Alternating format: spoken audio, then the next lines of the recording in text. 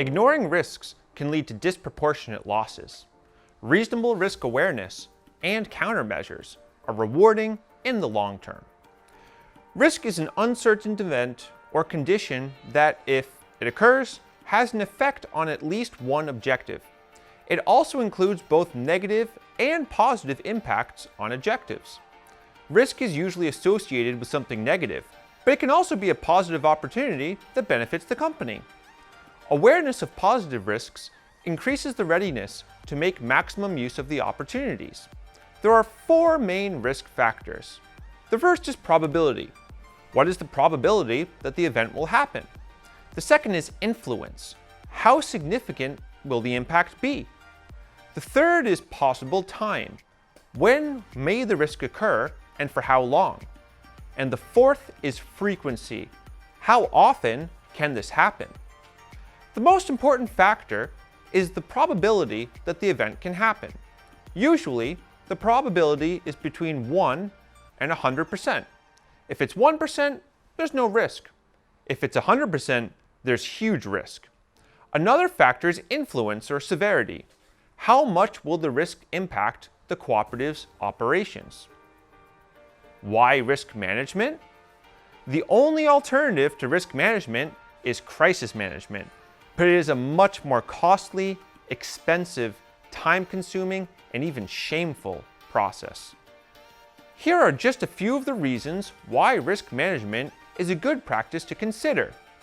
First, risk management means much more than preparing for the worst. It also means taking advantage of opportunities to improve your market position or reduce costs. Focus efforts. Help set priorities.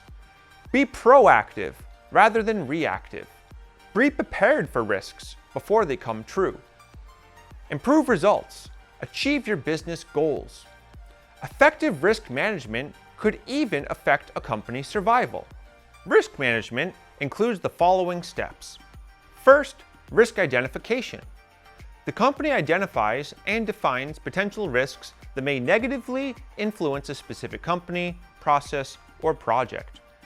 Risk analysis.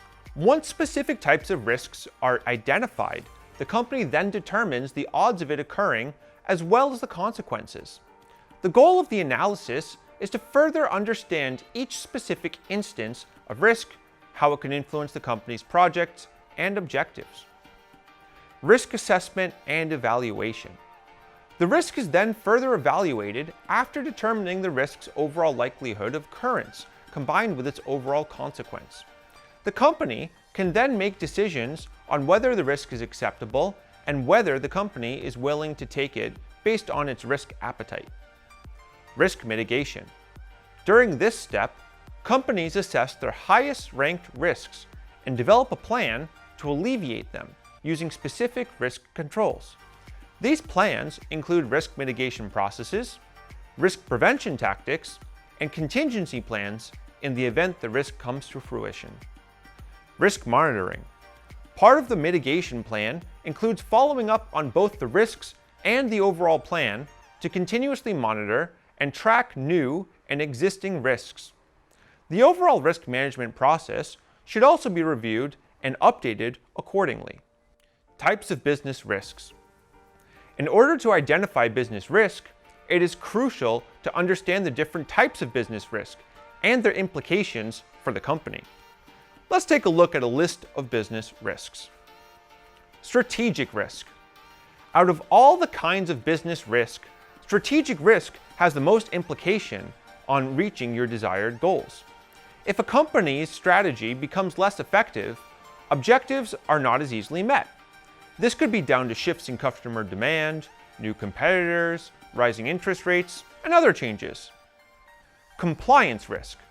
Compliance risk refers to whether or not a company is complying with the laws and regulations that are applicable to the business and the country in which it operates. Financial risk. All types of business risk tend to come with some sort of financial risk. This type of risk refers to the flow of money in and out of your company and the potential for financial loss.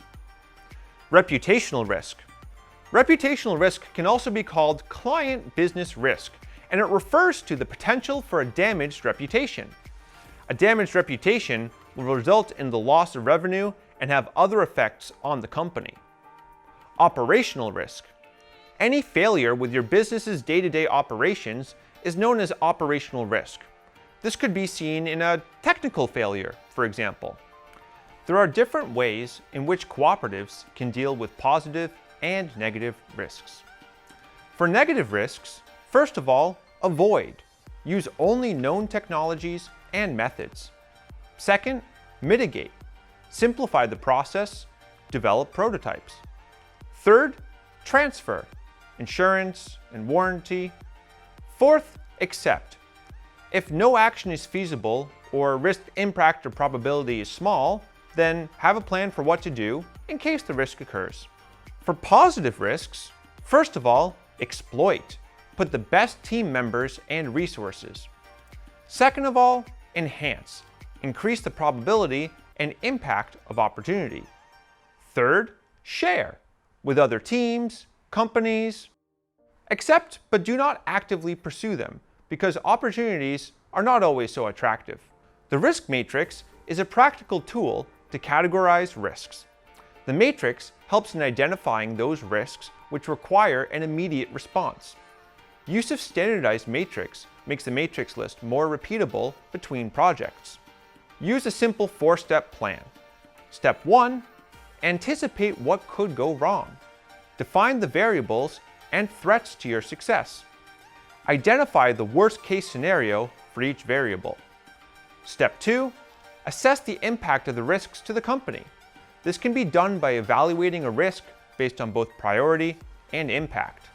Step 3. Find the cause of the risk. This can be accomplished by extracting the underlying root cause from members and key stakeholders. Step 4. Define your next steps and get started. Take measures to prevent failure or minimize its impact. What is the contingency plan or mitigation plan? What are my plans to prevent the risk from happening, and how will I respond if the risk happens?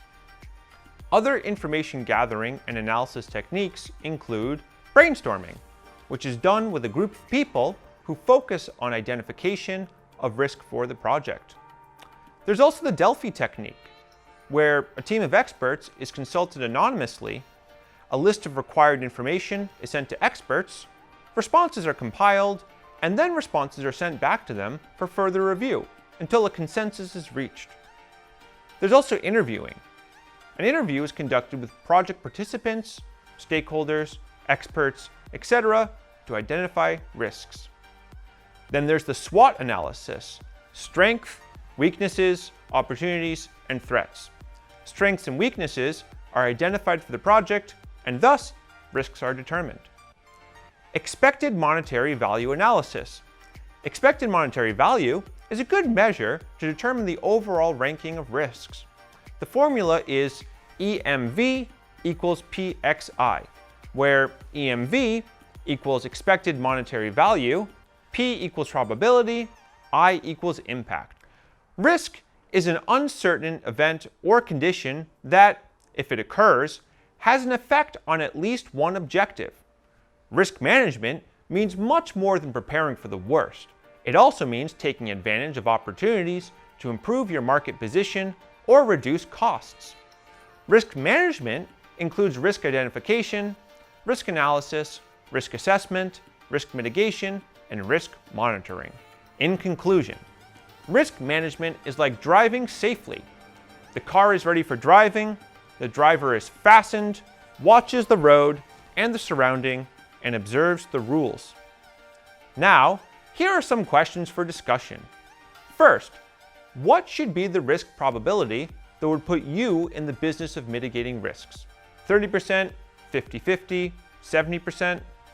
Second, what are the major risks that could hinder achieving goals of the cooperative? And third, what simple and practical steps can be taken to reduce risk?